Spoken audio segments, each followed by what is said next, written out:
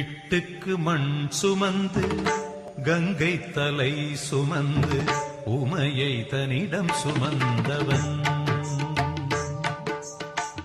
வீட்டுக்கு மண் சுமந்து கங்கை தலை சுமந்து உமையை தன்னிடம் சுமந்தவன். ஈசன் உமையை தன்னிடம் சுமந்தவன்.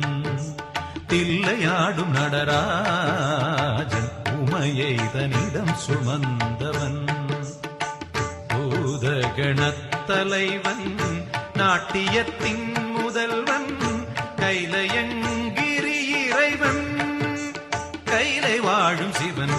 பிட்டுக்கு மண் சுமந்து கங்கை தலை சுமந்து உமையை தன்னிடம் சுமந்த